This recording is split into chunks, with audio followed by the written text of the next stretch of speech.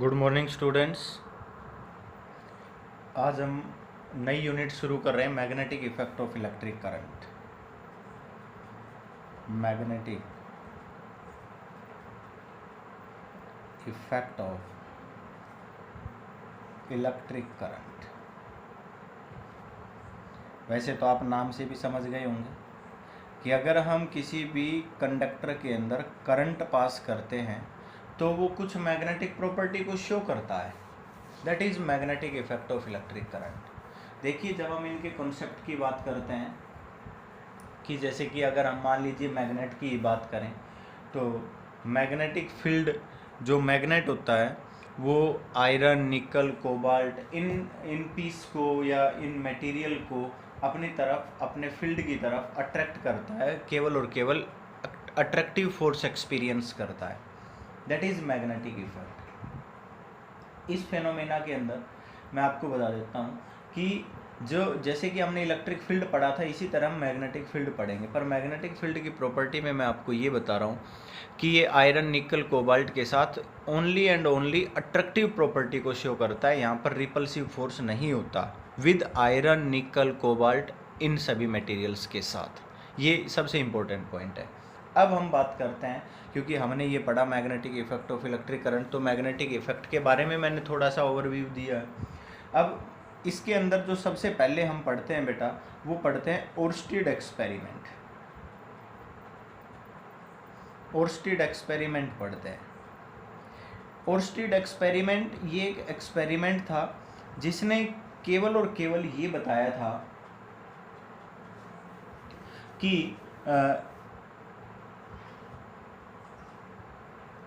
Oersted experiment, ठीक है। तो इसने सबसे पहले क्या बताया था भाई? इसने ये बताया था कि अगर मान लीजिए हम कोई भी करंट कैरिंग कंडक्टर लेते हैं और उसके साथ कोई भी मैग्नेटिक फील्ड लगा देते हैं। क्या लगा देते हैं? Magnetic field. तो वो जो करंट कैरिंग कंडक्टर है, तो मैग्नेटिक नीडल अगर हम उसके पास रखते हैं तो मैग्नेटिक नीडल की डायरेक्शन चेंज हो जाती है। मीन्स उसके ऊपर कोई मैग्नेटिक फोर्स लगता है, तभी तो डायरेक्शन चेंज हुई। मैं लिख देता हूँ, when the wire is held above the needle and current flow from south to north, south to north, then the north pole of magnetic needle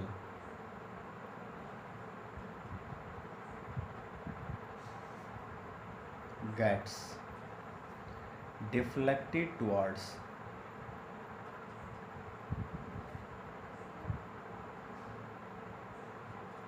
waste. और यहीं पर आपको एक बता देता हूँ, when current is reverse,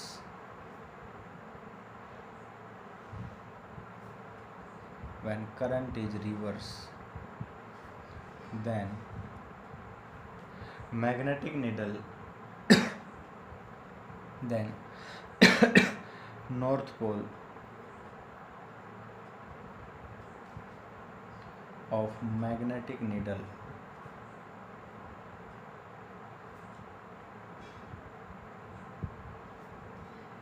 gets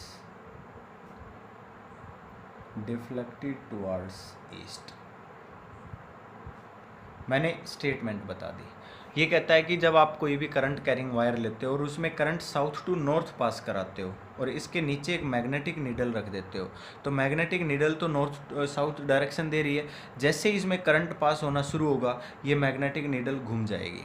क्यों? क्योंकि जब करंट कैरिंग कंडक्टर के अंदर, इस कंडक्टर के अंदर करंट पास हुआ तो ये magnetic field, magnetic force show कर रहा है और मैग्नेटिक नीडल इसके नीचे रखी हुई है तो उस पर मैग्नेटिक फोर्स लगेगा और जिस डायरेक्शन में मैग्नेटिक फोर्स लगेगा उस डायरेक्शन में मैग्नेटिक नीडल रोटेट कर जाएगी। तो ये कहता है कि मैग्नेटिक नीडल का नॉर्थ पोल अर्थ के नॉर्थ के डायरेक्शन में था, जैसे ही करंट पास किया वो अर्थ के वेस्ट डायरेक्शन में चला गया, जैसा कि हमने पहली स्टेटमेंट में लिखा है। North pole of the magnet needle gets deflected towards west. जो अर्थ का वेस्ट है उस डायरेक्शन में उस नीडल का नॉर्थ चला जाएगा।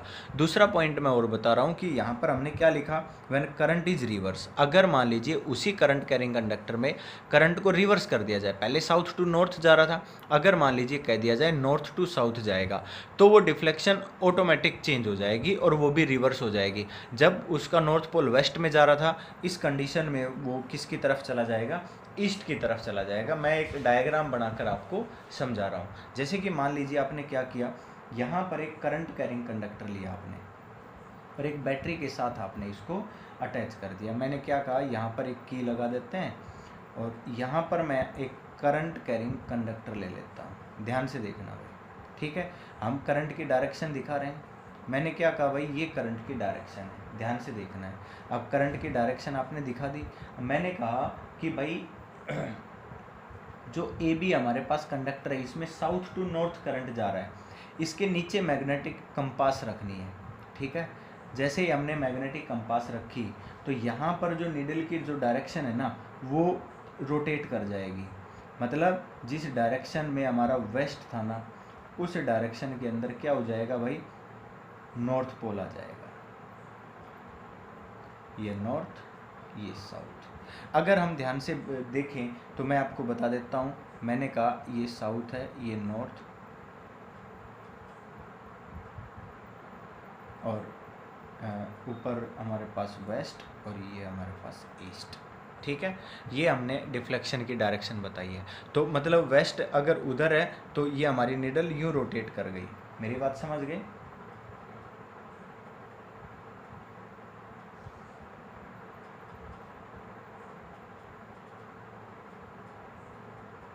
ये हमने एक पॉइंट पर नीडल रख रखी थी भाई, ठीक है, क्लियर है। अब इसी तरह मान लीजिए एक दूसरा जो हमने एग्जांपल लिया है, अगर उसका हम डायग्राम बना दें तो उसका डायग्राम हम कैसे बनाएंगे, हम करंट को वापस दिखा देते हैं बेटा, यूँ। अब की बार करंट ऐसे जा रहा है, ठीक है। ये हमारे पास ए बी वायर है। अब करंट की डायरेक्शन यूँ दिखाई जाएगी भाई। मेरी बात समझ गए? देखिए हमने ये जो सेल लिया हुआ था ये हमने अपोजिट जोड़ दिया, क्योंकि पहले सेल यूँ पॉजिटिव नेगेटिव जुड़ा हुआ था, सेल हमने ऐसे जोड़ दिया। करंट की डायरेक्शन जैसे रिवर्स हो गई, हम इसके नीचे फिर दोबारा मैग्नेटिक नीडल दिखाएंगे। जैसे ही मैं यहाँ पर मैग्नेटिक नीडल दिखाऊंगा, नीडल फिर दोबारा से क्या करेगी भाई, अपनी पोजीशन को नॉर्थ को बदल देगी और अब की बार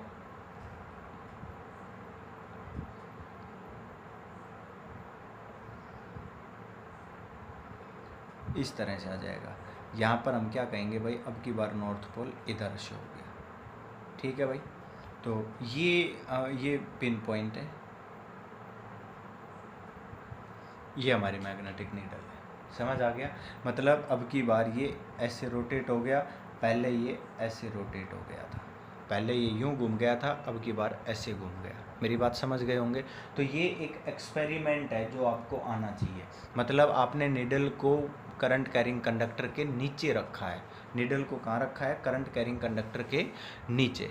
अगर इन्होंने लिखा हुआ है when wire is held above the needle, पहले नीडल रखो और उसके ऊपर वायर रखो, तो आप ये देख पाओगे कि अगर वायर के अंदर साउथ टू नॉर्थ या नॉर्थ टू साउथ करंट जा रहा है तो उसके अंदर उसका जो नीडल का नॉर्थ पोल होगा वो ईस्ट की तरफ आएगा।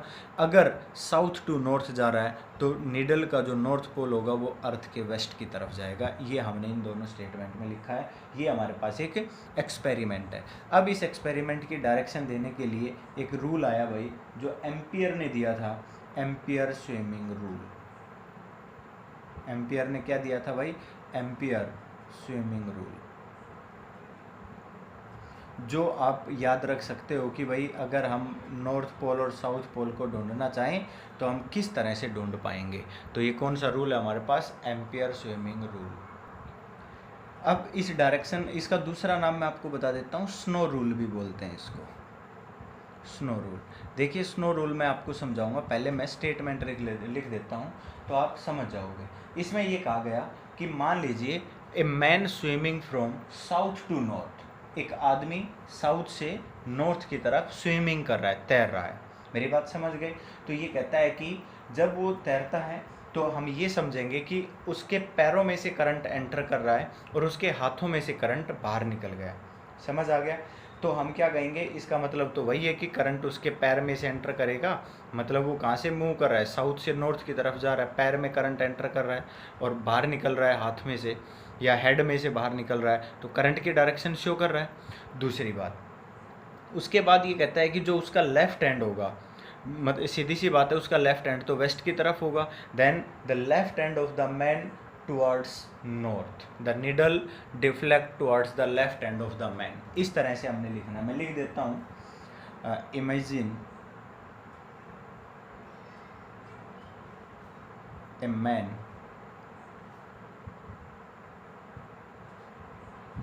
swims from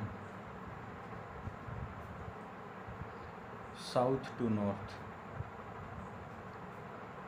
south to north, as the current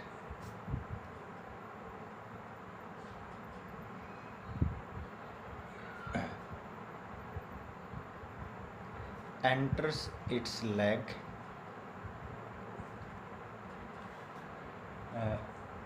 and exit from his head। समझ आ गया। ये कहता है कि एक आदमी साउथ से नॉर्थ की तरफ स्विमिंग कर रहा है, ऐसे मान लिया हमने कि करंट उसके पैरों में से एंटर कर रहा है और कहाँ से बाहर निकल रहा है, हेड में से, उसके सिर में से बाहर निकल रहा है। Then the north pole of the needle, then the north pole of needle will get deflected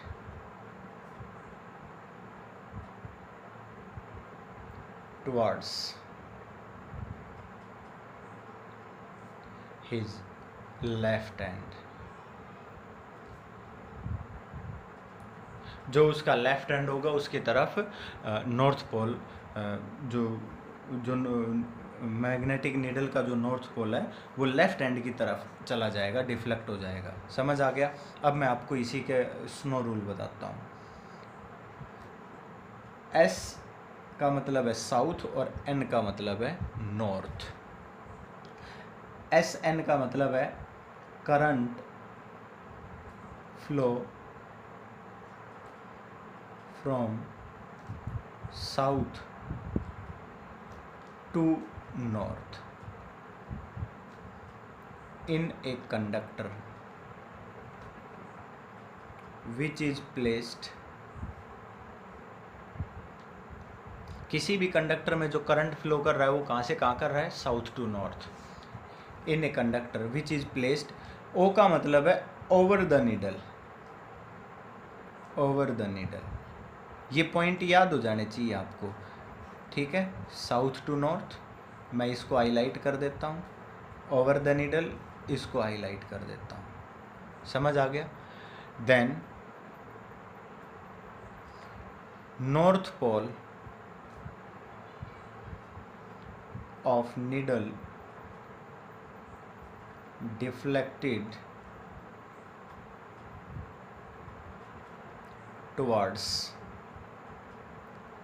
और W का मतलब है वेस्ट। मेरी बात समझ गए होंगे। अगर मान लीजिए किसी भी कंडक्टर के अंदर current south to north flow कर रहा है और वो कंडक्टर किसी नीडल के ऊपर रखा हुआ है, तो जो नॉर्थ पोल की डिफ्लेक्शन होगी वो वेस्ट की तरफ होगी। That rule is snow rule. समझ आ गया भाई? तो हमने आपको ये रूल्स बता दिए मैग्नेटिक फील्ड की डायरेक्शन के लिए। अब हम एक नया टॉपिक पढ़ते हैं। यहाँ तक तो मेरे को लगता है कि आपने 10th क्लास में भी पढ़ लिया होगा। अब हम एक नया टॉपिक पढ़ते हैं। अगला जो रूल है वो है बायोट-सावर्ट्स लॉ। अगला रूल क्या है भाई? Biot-Savart's law. देखिए, बायोट-सावर्ट्स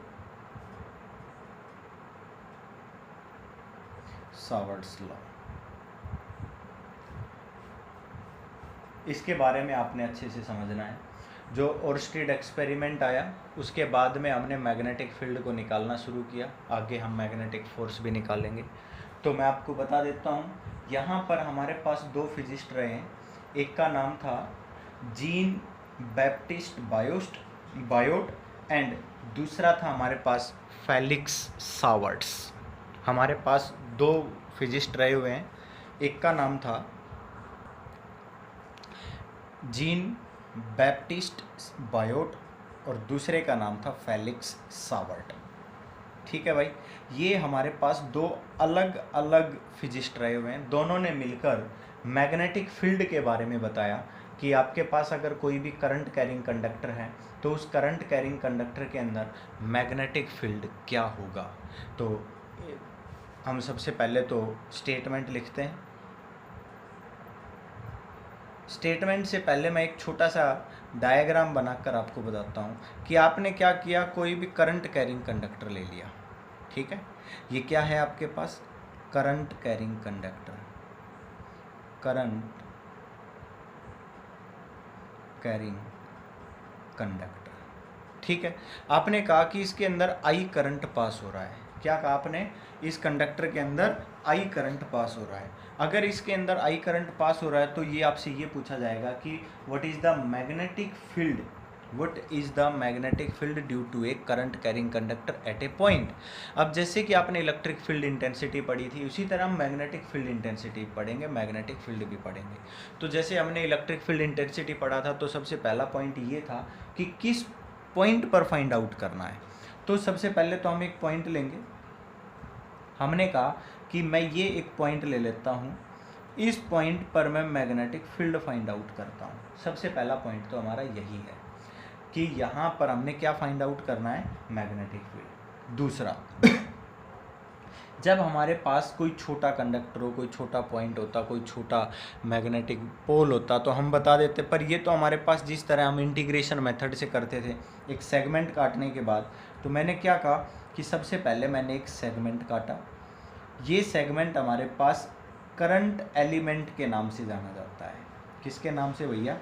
करंट एलिमेंट। मतलब हम कोई भी करंट कैरिंग कंडक्टर है उसमें से एक छोटा सा सेगमेंट काटेंगे जिसको करंट एलिमेंट का नाम देंगे, डीएल। और फिर ये भी बताएंगे कि भाई ये जो करंट एलिमेंट है ना, इस पी पॉइंट से कितना दूर है। तो हमने कह दिया कि ये इस पी पॉइंट से कितना दूर है भाई? आर डिस्टेंस दूर है। मेरी बात समझ गए? और दूसरा पॉइंट, इस कंडक्टर के साथ इसने कितना एंगल बनाया, वो एंगल भी हम बताएंगे। इसको हमने थीटा बता दिया। अब आप सोच रहे हो कि सर ने ये थीटा एंगल ऊपर क्यों बनाया, नीचे क्यों नहीं बना दिया? तो मैं आपको बता देता हूँ। आर हमारे पास पोजीशन वेक्टर है तो आर की डायरेक्शन तो इधर हो गई, और दूसरा हमारा करंट एलिमेंट है तो करंट की डायरेक्शन ऊपर है, तो करंट की डायरेक्शन और आर के बीच में एंगल लेना है। ये बात हमेशा आपने याद रखनी है। कभी आप ये नीचे बता दोगे तो थीटा अपोजिट हो जाएगा, क्योंकि मैं आपको बता देता हूँ कि यहाँ पर हम मैग्नेटिक फील्ड फाइंड आउट करने वाले हैं और मैग्नेटिक फील्ड वेक्टर क्वांटिटी है। समझ आ गया होगा? तो मैं आपको बता देता हूँ, according to Biot Savart's law,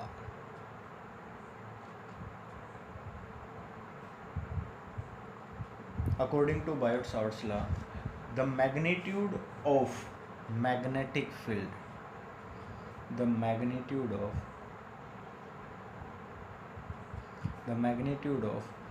magnetic field, magnetic field को बेटा बी से लिखते हैं, ठीक है। तो डी बी लिखूंगा मैं यहाँ पर। क्यों लिखूंगा? क्योंकि मैंने एक स्मॉल करंट एलिमेंट लिया है, स्मॉल करंट एलिमेंट लिया है, तो इस करंट एलिमेंट की वजह से जो मैग्नेटिक फील्ड होगा वो भी क्या होगा, स्मॉल अमाउंट ऑफ होगा। D B which is directly proportional to, पहला पॉइंट मैं लिख रहा हूँ मैग्नेटिक फील्ड, फर्स्ट पॉइंट मैं यहाँ पर लिख रहा हूँ D B directly proportional to current flow through the wire, current flow through wire. इस वायर में कितना करंट पास हुआ है उसके डायरेक्टली प्रोपोर्शनल होगा, equation number first. Second, directly proportional to, second point मैं आपको बता देता हूँ, करंट एलिमेंट। क्या लिख दिया हमने भैया, करंट एलिमेंट लिख दिया, समझ आ गया। या लेंथ ऑफ करंट एलिमेंट लिख सकते हो, d B is directly proportional to d l. Third point मैं आपको बता देता हूँ, directly proportional to sine of, या directly proportional to sine theta, ये भी कह सकते हो। दैट इज हमने लिख दिया D B is directly proportional to sine theta. वैसे तो मैं आपको बता देता हूँ वेक्टर क्वांटिटी है, तो हम यहाँ पर इसके कंपोनेंट बनाते हैं और साइन थीटा के साथ ही एक साथ ही लिख देते हैं, पर हम इनको अलग अलग भी लिख सकते हैं। एंड फोर्थ मैं आपको बता देता हूँ, inversely proportional to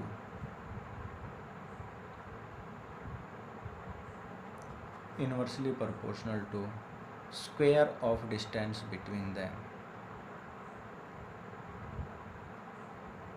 square of distance between them, या स्क्वायर ऑफ डिस्टेंस आप ये भी कह सकते हो कि किस किस point P and current element between, आप ये कह सकते हो point P and current element, आप ये भी कह सकते हो। Means D B is directly proportional to, inversely proportional to R square. समझ आ गया भाई। अब मैंने आपसे 4 पॉइंट बताए, अब मैं कहता हूँ कि combine all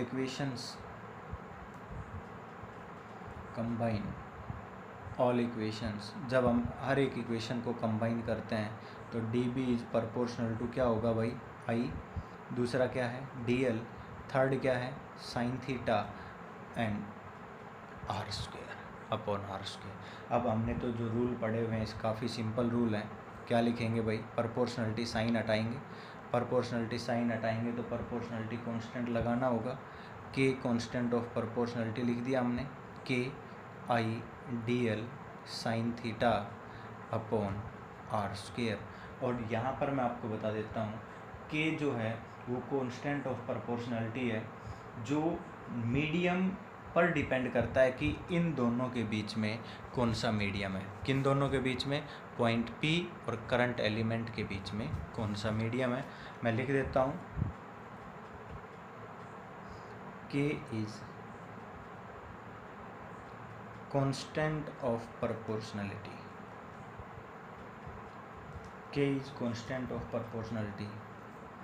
which depends on medium between point P and current element।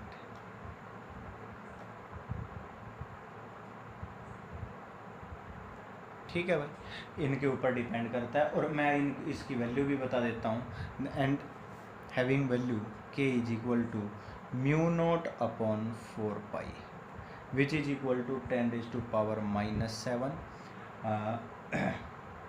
आपको मैं इसकी यूनिट भी निकालना बता देता हूँ। आप ध्यान से देखिए, के की वैल्यू निकालते हो तो डी बी आ जाएगा, आर स्क्वायर ऊपर जाएगा, करंट नीचे, डी एल नीचे आएगा, and sine theta unit less होता है। देखिए मीटर है, एक कैंसिल हो गया तो क्या हो जाएगा, मैग्नेटिक फील्ड की यूनिट होती है बेटा टेस्ला मीटर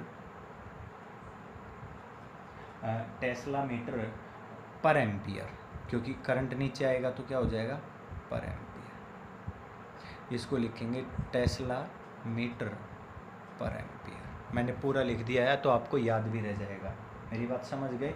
और मैं आपको दूसरी यूनिट भी बता देता हूँ, हम इसको लिखेंगे, इसकी एक और यूनिट होती है वेबर पर मीटर पर एम्पियर, ये भी याद रखना, क्योंकि मैं आपको बता देता हूँ ये WEBER वेबर, WB से लिखते हैं, ये होती है यूनिट ऑफ फ्लक्स। किसकी यूनिट होती है? फ्लक्स। और फ्लक्स आपने इलेक्ट्रिक फ्लक्स पढ़ा था, क्या पढ़ा था? E.ds, इसमें पढ़ेंगे B.ds, बस ये पढ़ना है। तो आप अपने आप समझ जाओगे कि वहाँ से मैग्नेटिक फील्ड की यूनिट निकालोगे तो ऑटोमेटिक क्या आएगा? वेबर पर मीटर स्क्वायर आएगी, और वेबर पर मीटर स्क्वायर टेस्ला की जगह रखेंगे तो क्या हो जाएगा? वेबर पर मीटर बचेगी।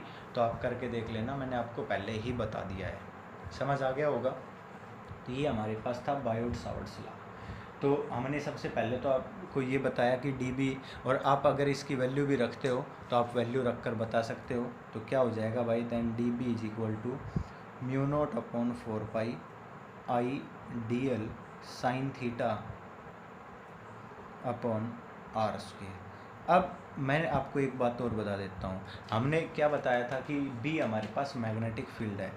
B हमारे पास मैग्नेटिक फील्ड है, और मैग्नेटिक फील्ड कैसी क्वांटिटी है भाई? वेक्टर क्वांटिटी है, ठीक है ना भाई? B हमारे पास कैसी क्वांटिटी है? मैग्नेटिक फील्ड वेक्टर क्वांटिटी है। और मैग्नेटिक फील्ड अगर वेक्टर क्वांटिटी है तो फिर ये भी बताना होगा कि इसकी डायरेक्शन क्या होगी। डायरेक्शन होगी तो हमारे पास फॉर्मूला क्या निकल के आएगा। तो ये सारे पॉइंट मैं आपको बता रहा हूँ, ठीक है? देखिए ध्यान से, हमने क्या कहा, अगर मान लीजिए मैं इसी फॉर्मूले को वेक्टर फॉर्म में लिखना चाहूँ तो आप एक बार ध्यान से देखिए, हमने क्या लिखा हुआ? dB is equal to μ0/4 I dl sine theta upon r square. आप एक बार ध्यान से देखिए, मैं इसको लिख रहा हूँ dB vector is equal to μ0/4 I, ठीक है? यहाँ पर क्या लिखा बेटा? dl, यहाँ लिखा साइन थीटा अपॉन, मैं यहाँ पर आपको बता रहा हूँ r स्क्वायर है। अब डायरेक्शन लगानी है तो देखो यहाँ वेक्टर लगाएंगे और यहाँ पर क्या लगाएंगे? Unit vector. dl हमारे पास सेगमेंट है, तो करंट एलिमेंट है, तो यहाँ पर भी इसकी डायरेक्शन हो जाएगी। जो जो कांस्टेंट है उसको बाहर ले लीजिए, और मैं आपको बता देता हूँ dB is equal to μ0/4 I, और मैं यहाँ पर साइन थीटा बाहर ले लेता हूँ, या रहने दो साइन थीटा यहीं पर रहने दो। मैंने इसको क्या लिख दिया बेटा? dl cross of r vector, ठीक है, अपॉन लिख दिया मैंने r3। क्यों? क्योंकि अगर मान लीजिए आप इस यूनिट वेक्टर को खोलोगे, μ0/4 I dl r vector sign theta upon, इसको खोला मैंने वेक्टर अपॉन इट्स मैग्नीट्यूड, तो ये तो स्क्वायर पहले ही था, तो ये क्या हो गया बेटा? क्यूब हो गया। तो देखो ध्यान से, मैंने यहाँ पर क्यूब लिख ही दिया। यहाँ पर वेक्टर भी लगा सकते हो, पर फिर मैग्नीट्यूड लगाना पड़ेगा। मैंने आपसे बहुत बार बताया हुआ है, डेनोमिनेटर में वेक्टर नहीं होता, डेनोमिनेटर में केवल मैग्नीट्यूड होता है, तो मैंने पहले ही छोड़ दिया था। तो देखिए dl r साइन थीटा आ गया, तो हम इसको क्या लिखेंगे? dl r साइन थीटा तो हमने पढ़ा हुआ है, dl क्रॉस r होता है। मेरी बात समझ गई कि नहीं? अब यहाँ पर जब आपने क्रॉस प्रोडक्ट लगा दिया तो मैं आपको एक बात और बता देता हूँ कि जब भी हमने डायरेक्शन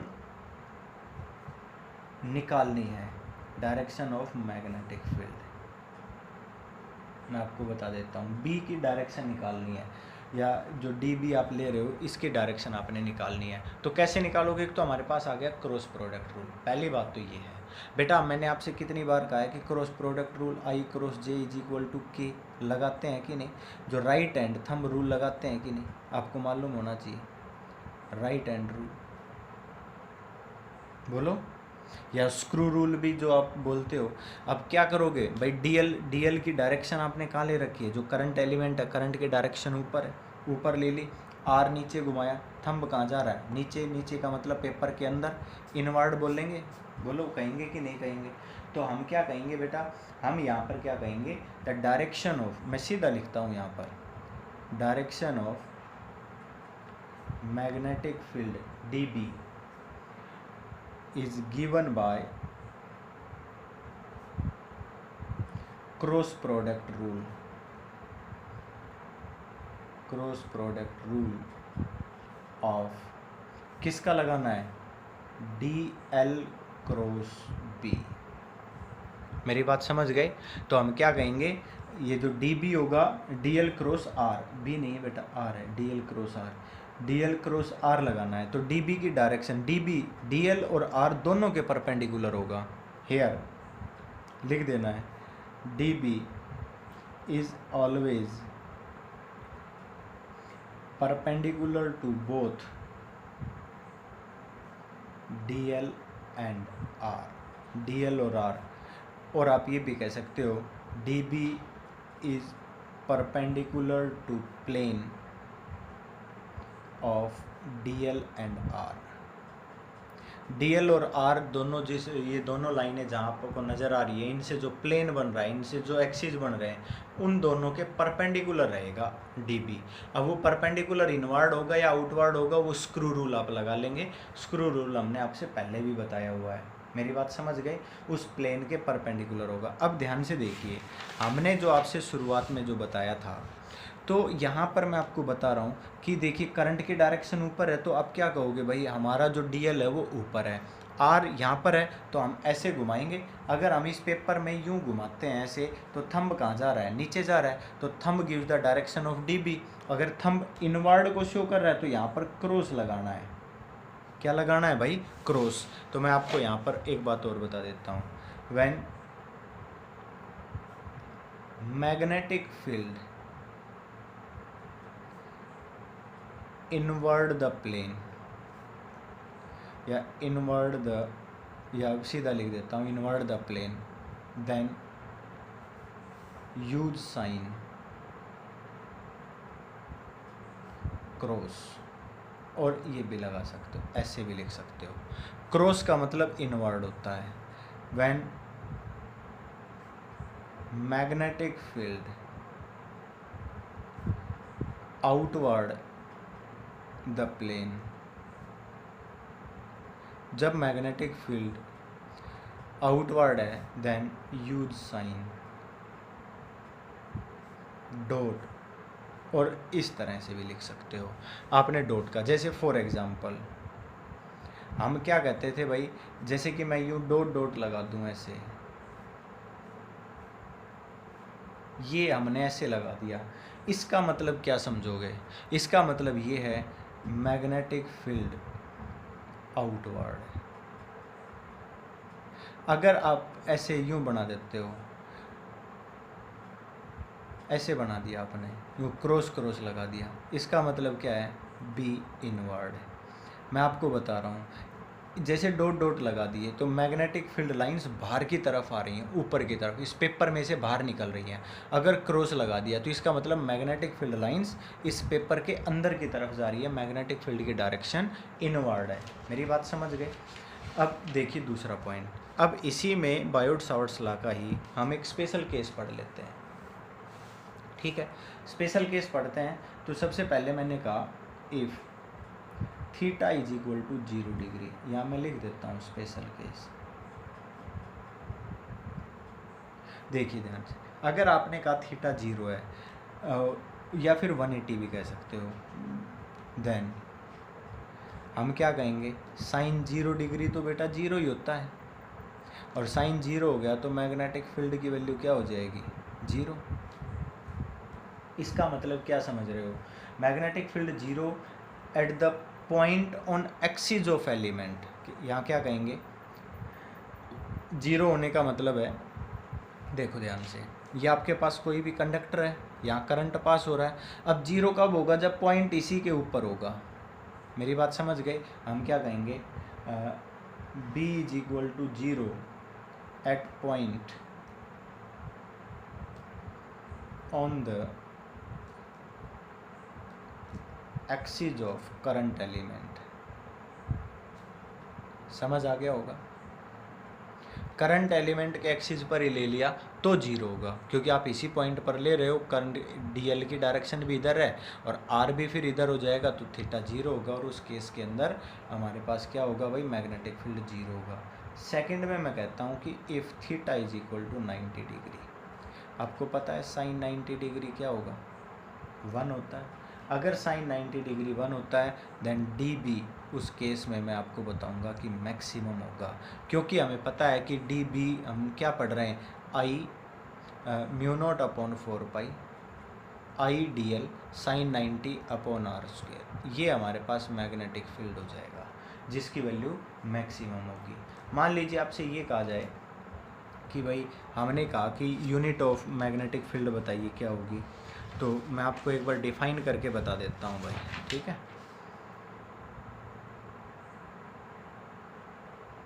देखिए ध्यान से, मैं ये कहता हूँ कि unit of magnetic field,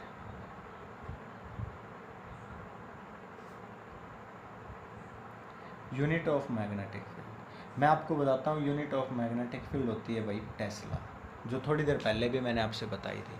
magnetic field unit हम टेस्ला लेंगे, और मैं आपको ये भी बता देता हूँ कि इसकी जो यूनिट टेस्ला जो हमने ली है, इसको मान लीजिए आपसे कहा जाए कि डिफाइन 1 टेस्ला, क्या कहा जाए आपसे भाई, डिफाइन 1 टेस्ला।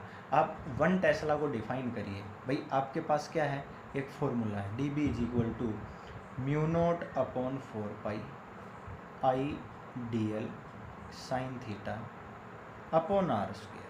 बोलो है या नहीं है। मैं ये कहता हूँ if I is equal to 1 ampere, I हमारे पास क्या है 1 एम्पियर है, d l is equal to 1 metre, मैंने डी एल को 1 मीटर ले लिया, theta is equal to 90 degree and r is equal to 1 metre, ठीक है। ये सारे 1 1 1 ले लिए। देखिए 1 एम्पियर 1 मीटर 1 मीटर साइन 90 भी 1 हो गया, then d B is equal to क्या आ गया भाई, म्यू नॉट अपॉन 4 पाई, और म्यू नॉट अपॉन 4 पाई क्या होता है 10⁻⁻⁷। बोलो होता है कि नहीं। Means D B is equal to क्या आ गया 10⁻⁻7 टेस्ला। इसका मतलब हम क्या कहेंगे 1 टेस्ला, मैं डिफाइन कर रहा हूँ या डेफिनेशन लिख रहा हूँ, अब ध्यान से समझना है। 1 टेस्ला ऑफ इज 10⁻⁻7 टाइम्स, -7 है ना, तो 7 टाइम्स कर देता हूँ। 1 Tesla is 10⁻7 times the magnetic field produced by conductor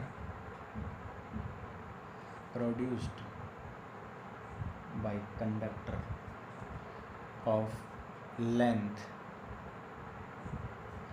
1 meter and carrying current